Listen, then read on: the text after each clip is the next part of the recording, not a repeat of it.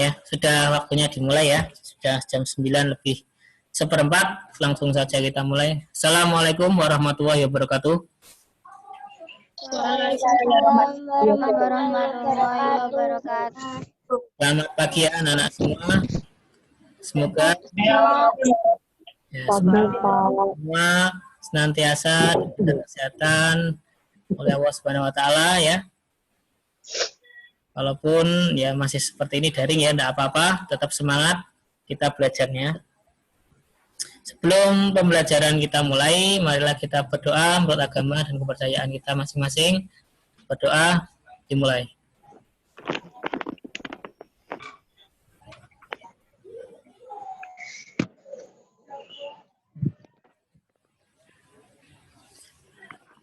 Cukup? Ya.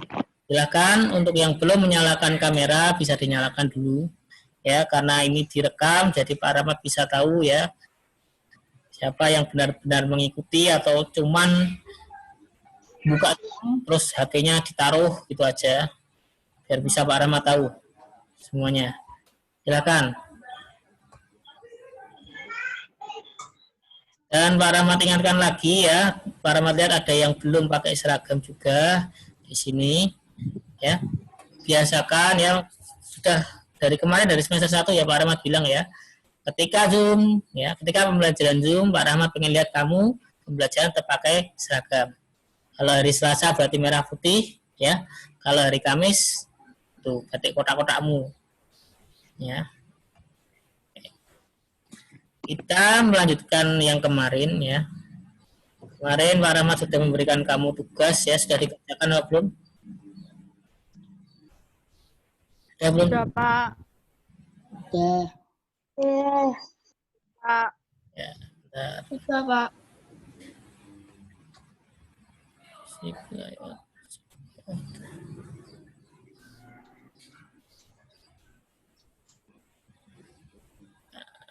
Ini. Tugas yang Pak Rahmat berikan itu kelanjutan ya. Ini kita akan melanjutkan yang kemarin ya. Apa yang dimaksud dengan kewajiban ya sudah kamu jawab. Besok hari Senin silakan kamu kumpulkan ke sekolahan biar Pak Rahmat dan Pak Liva cek yang mengerjakan siapa yang tidak siapa.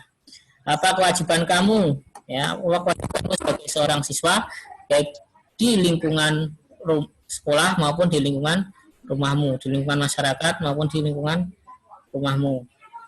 Kemudian bagaimanakah sikapmu terhadap kewajiban yang kamu miliki? Ya. Sebagai warga negara Indonesia, kamu ya di sini ya, kamu kan warga negara Indonesia. Sebagai warga negara Indonesia yang baik, kita harus peduli terhadap lingkungan. Misalnya, kita ikut membantu membersihkan lingkungan. Ya, itu adalah bentuk ya kepedulian kita sebagai warga negara terhadap lingkungan. Kemudian menjaga keamanan lingkungan dan mematuhi peraturan yang ada di lingkungan. Ada peraturan ya, sudah dibuat peraturan ya harus ditaati. Contohnya kalau sekarang di masa pandemi ini sudah ada peraturan bahwa setiap mau pergi atau setiap mau pergi ke tempat umum ya harus menggunakan atau harus melaksanakan protokol kesehatan, menggunakan masker seperti itu ya, dan tidak sembarangan lagi nyentuh-nyentuh, hati-hati. Nah ya, seperti itu. Nah ada peraturan seperti itu ya ditaati. Alah Pak karepku tidak boleh ya. Ada peraturan ya, jadi buat peraturan di lingkunganmu. Nah kamu sebagai warga negara yang baik ya harus mengikuti peraturan tersebut. Ya, sama di sekolahan juga kita punya peraturan ya. Di depan sekolah, di depan gerbang itu ada tulisan protokol kesehatan ya. Yang mana ketika kamu masuk ke lingkungan sekolah, kamu juga harus melaksanakan protokol kesehatan tersebut. Begitu masuk gerbang ya. Kalau kamu naik sepeda ya silakan parkirkan sepedamu dulu. Ya, taruh sepedamu dulu. Selanjutnya apa? Pergi ke tempat cuci tangan. Ya, disediakan ada tempat cuci tangan, yaitu digunakan. Ya. Jadi jangan kamu kalau naruh sepeda langsung belandang masuk ke kelas, tidak seperti itu. Cuci tangan dulu. Ya, masker pastikan terpasang dengan baik. Ya.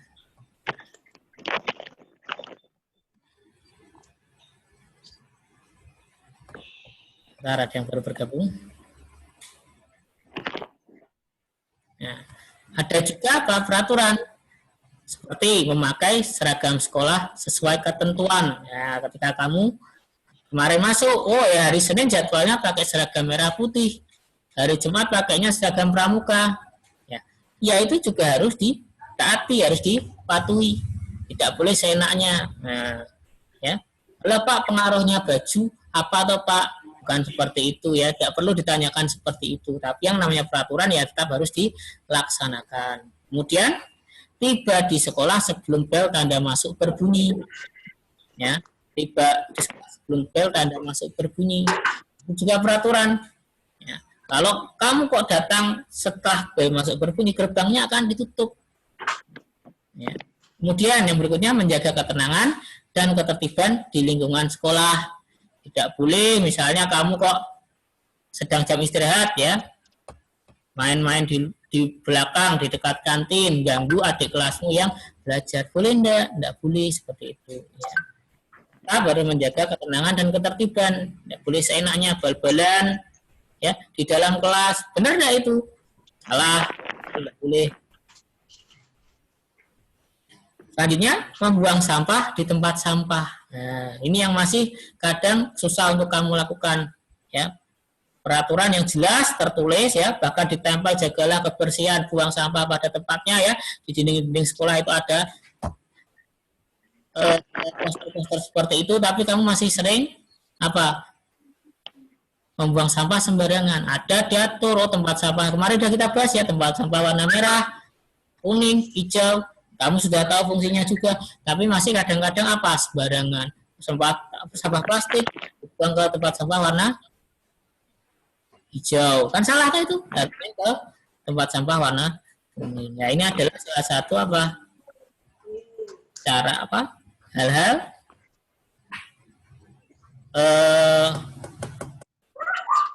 yang mana apa mematuhi peraturan di lingkungan sekolah. Nenek mengen sekolahan gue seragam. Ya, tadi ya. Kegiatan tersebut merupakan bentuk pelaksanaan kewajiban siswa. Siswa kamu ya, berarti ya, pelaksanaan kewajiban siswa sebagai warga masyarakat dalam mengisi kemerdekaan dengan kegiatan-kegiatan yang positif. Bangsa Indonesia telah merdeka ya sejak 1945. Dulu di tema sebelum-sebelumnya kita sudah belajar, bahkan di kelas 5 kamu sudah belajar. Kemerdekaan bangsa Indonesia diperoleh dengan perjuangan penuh pengorbanan, dengan peperangan, dengan perjuangan para pahlawan, tidak sedikit ya korban-korban ya yang meninggal. Oleh karena itu kemerdekaan bagi bangsa Indonesia merupakan sesuatu yang tidak ternilai harganya. Sehingga untuk meraihnya bangsa Indonesia harus berjuang dengan penuh pengorbanan. Nah, sekarang bagaimana kamu memaknai kemerdekaan bangsa ini? Makna proklamasi bagi bangsa Indonesia. Jalannya Indonesia untuk bisa merdeka itu tidak mudah. Kemarin kita sudah belajar, ya, ada yang namanya macam-macam peristiwa pertempuran dengan Belanda, ya. Kemudian ada peristiwa yang kemarin namanya peristiwa Rengas Dengklok, masih ingat? Ya, peristiwa dibomnya 2 kota di Jepang, kota apa masih ingat? Hiroshima dan Nagasaki. Ya. Kemudian ada agresi militer Belanda yang datang kembali ke Indonesia. Ada peristiwa juga dalam menentukan atau merumuskan dasar negara. Dasar negara kita apa? Pancasila, ya, sidang PPKI. Itu adalah rangkaian peristiwa menjelang kemerdekaan Indonesia. Proklamasi berasal dari kata proklamatio, dari bahasa Yunani. Nah, ini ada di bukumu. Yang memiliki arti pengumuman resmi kepada seluruh rakyat. Ya, tolong jangan ada yang mencoret-coret. Jangan mulai ganggu ya.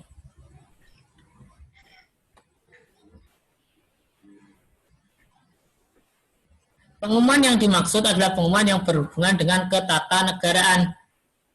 Setiap bangsa pasti menginginkan kemerdekaan, karena kemerdekaan merupakan cita-cita dan tujuan yang ingin dicapai. Jadi bukan hanya Indonesia, ya.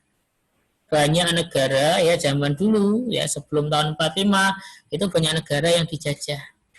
Bukan cuma Indonesia yang nasibnya dijajah sampai ratusan tahun, negara-negara lain juga sama. Maka dari itu semua negara pasti menginginkan yang namanya kemerdekaan. Begitu juga dengan bangsa Indonesia. Bangsa Indonesia pernah mengalami masa penjajahan cukup lama dan membuat rakyatnya menderita. Karena alasan itulah bangsa Indonesia bekerja sama, bahu-membahu, dan sekuat tenaga berjuang untuk memperoleh kemerdekaannya. Semua rakyat Indonesia, dari Sabang sampai Merauke, semuanya berjuang untuk kemerdekaan Indonesia. Tidak bisa, hanya Jawa saja Pak yang bisa, enggak. Semua. Ya, walaupun dulu kita dipisahkan ya oleh pulau-pulau, ya kita dipisahkan oleh pulau-pulau, tapi kita baru bisa merdeka itu karena apa? Karena kita bersatu. Ya, minta tolong, Bapak Rahmat peringatkan ya, jangan ada yang mencoret-coret, jangan ada yang mengganggu.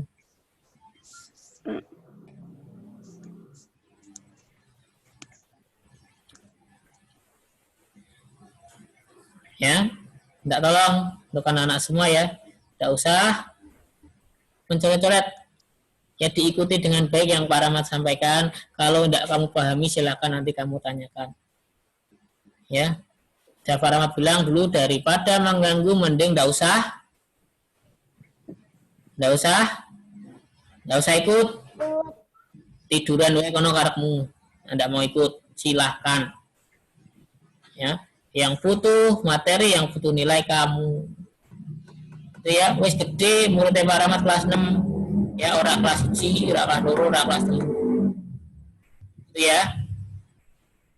Bisa dilanjutkan? Bisa dilanjutkan? Coba. Bisa, Pak. Bisa, Pak.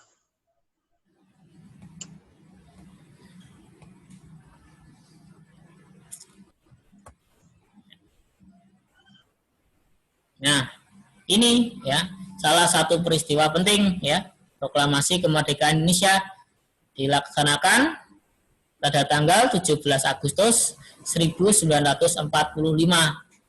Ya, masih ingat ya, dilaksanakan di mana?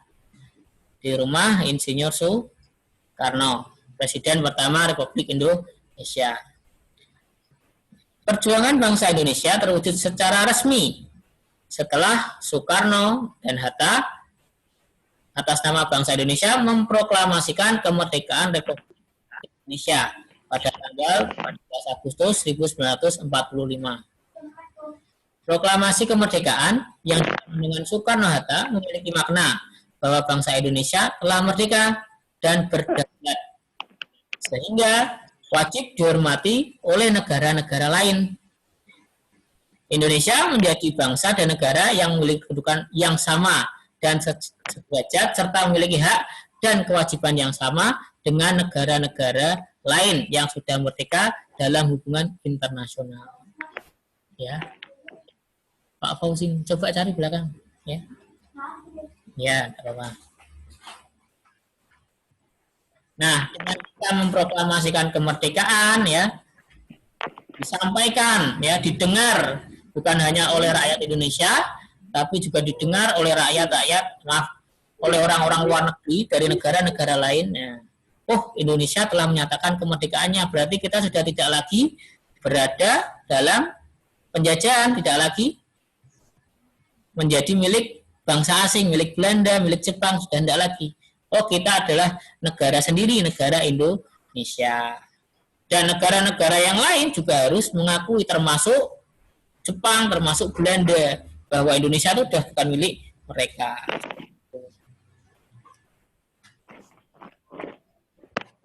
Nah, proklamasi kemerdekaan juga memiliki makna, ya, makna yang lain diantaranya, ya, silakan nanti kamu catat ini.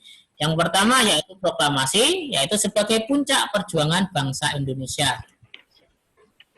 Yang kedua, proklamasi sebagai awal terbentuknya Negara Kesatuan Republik Indonesia. Ya, walaupun namanya dulu sempat berubah-ubah, ya. Tapi akhirnya kita menjadi sebuah Negara Kesatuan Republik Indonesia yang mana ya pulaunya itu juga bukan cuma Pulau Jawa, semuanya. Ya. Sumatera ya, berapa besar ya? Sumatera, Kalimantan, Sulawesi, Jawa, Papua, semuanya pulau-pulau kecil yang lain itu adalah bagian dari Indonesia. Tidak ada kok misalnya negara pulau lain pengen mendirikan negara sendiri, tidak ada. Semuanya itu Indonesia. Yang beda-bedakan. Yang ketiga, proklamasi kemerdekaan sebagai titik tolak perubahan hukum kolonial menjadi hukum nasional. Dulu kita ikut hukum peraturan hukum yang dibuat oleh bangsa Belanda. Kemudian ya lama-kelamaan berkembanglah hukum nasional, hukum kita sendiri yang dibuat oleh rakyat Indonesia sendiri. Selanjutnya, proklamasi menjadi pintu gerbang menuju masyarakat yang adil dan makmur.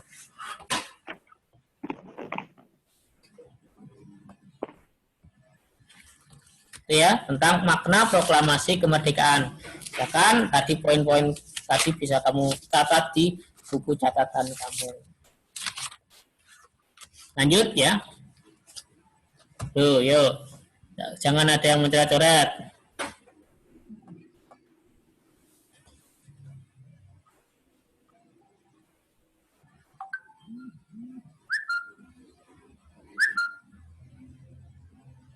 Ya.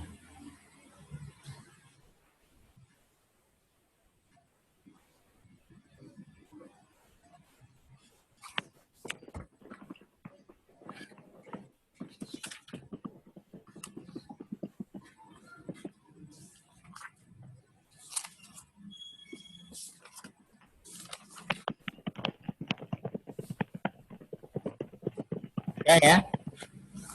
Bisa ganti lagi.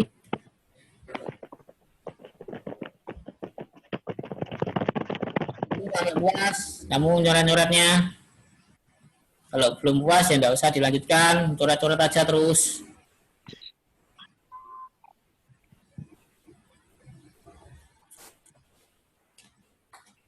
Ya waktu belajar Zoom itu cuma sedikit, cuman 45 menit dipotong 15 menit biar kamu bisa masuk, tinggal 30 menit. 30 menit dimanfaatkan dengan baik. Ayo dimanfaatkan dengan baik, ojo ganggu dolanan ngono. Ya, udah ya. Lanjut ya.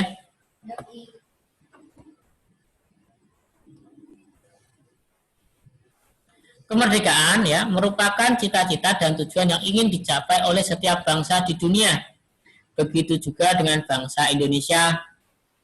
Bangsa Indonesia telah mengambil sikap untuk menentukan nasib sendiri dalam segala aspek kehidupannya. Jadi kita tidak lagi diatur oleh Jepang, oleh Belanda.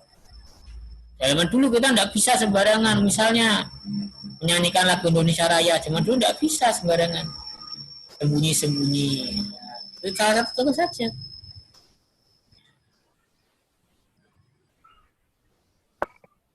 Kemudian bangsa Indonesia juga memiliki kewajiban untuk mempertahankan kemerdekaan dan mengisi kemerdekaan yang telah diraih dengan cara meningkatkan taraf kehidupan bangsanya, memajukan kesejahteraan umum, mencerdaskan kehidupan bangsa, dan ikut melaksanakan ketertiban dunia. Ya, pernah dengar ya kata-kata itu ya? Di mana? Masih ingat?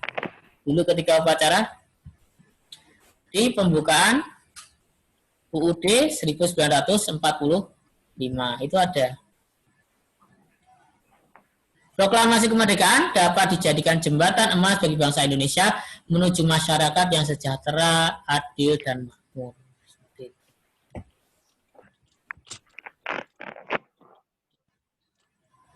Nah, ya, itu tadi adalah teks ya yang ada di bukumu juga, buku makna proklamasi bagi bangsa Indonesia.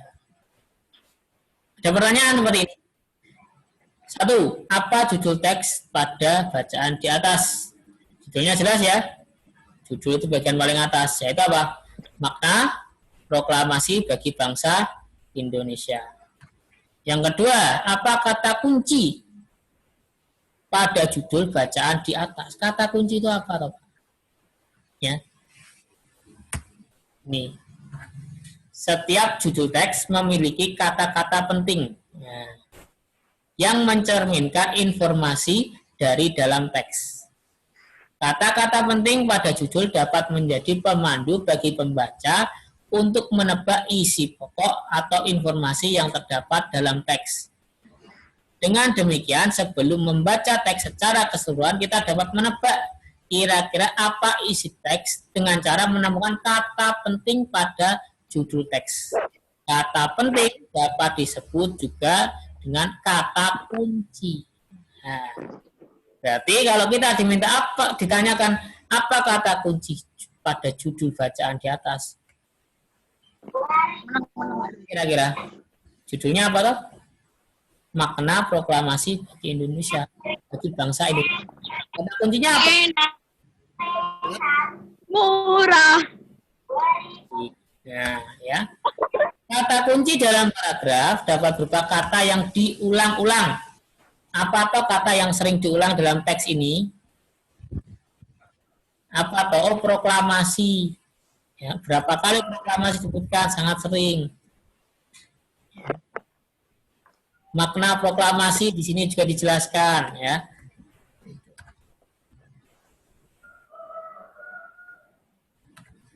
Kita dapat menemukan kata kunci ya dengan menentukan dulu kalimat utama sebuah paragraf terlebih dahulu. Kalimat utama, masih ingat kalimat utama, kalimat penjelas ya, ide pokok. Kalimat utama biasanya letaknya ada di mana? Yang bisa menjawab? Kalimat utama. Awal kalimat juga salah. Ada di 3 tempat ya.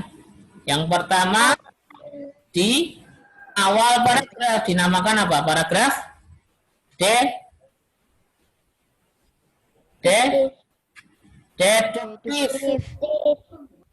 Ya. Kemudian yang kedua bisa juga ada di akhir paragraf.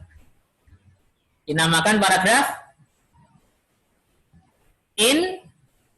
induktif. Nah, bisa di awal, kemudian bisa nanti diulangi lagi di akhir.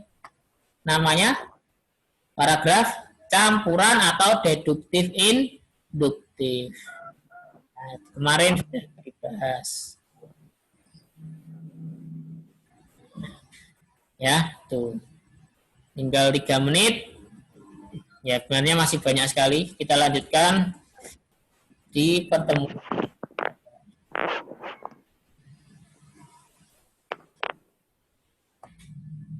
Silakan, ada yang mau tanyakan dulu sampai sini? Tidak, Pak. Harusnya bisa selesai ya. Kalau kamu nggak ada ganggu-ganggu tadi, ya. Kalau bisa juga masuknya lebih kasih. Ya, waktu kita Pak Rahmat ulangi, waktu pembelajaran itu hanya 45 menit. Ya, dipotong 15 menit untuk absen. Ya. Jadi kepotong, kalau kamu bisa 5 menit langsung masuk semua, kita bisa langsung mulai. Yang masuk di sini hanya ada 44 orang. 44 itu termasuk Pak Rahmat, berarti hanya 43. Ya. Yang sudah mengikuti hari ini, yang kameranya nyala, ya, bisa dilihat oleh Pak Rahmat. Nambu nyala ki, nambu tinggal turu ki koyok. Coba ki, ayo nyalakan. Noval, tinggal tidur deh Noval. Noval. Ais. Naira. Septian.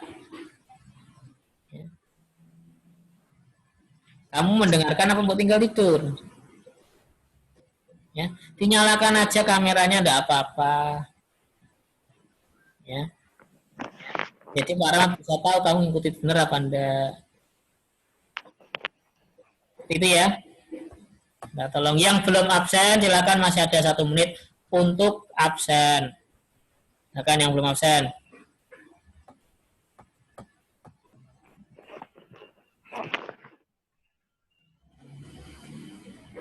Silakan yang mau bertanya, Pak Rahmat beri waktu. Masih ada 1 menit. Pak, tadi kan ada yang kayak ABC itu tugas apa enggak, Pak? Ya, Anda.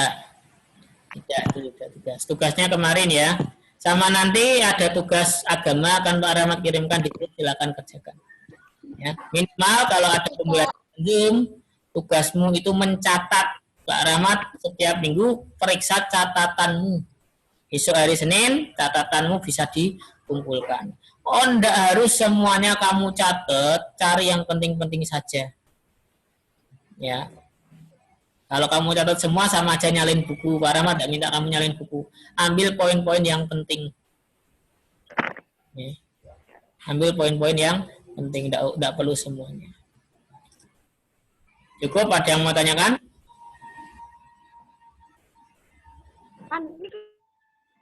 Kalau tidak ada, ya, Pak Rahmat akhiri, ya. Nanti kalau masih mau bertanya bisa lewat grup ya, juga tidak apa-apa, ya. Pak Rahmat akhiri, terima kasih. Wassalamualaikum warahmatullahi wabarakatuh. Waalaikumsalam warahmatullahi warahmatullahi wabarakatuh. wabarakatuh. Makasih, Pak. Ya.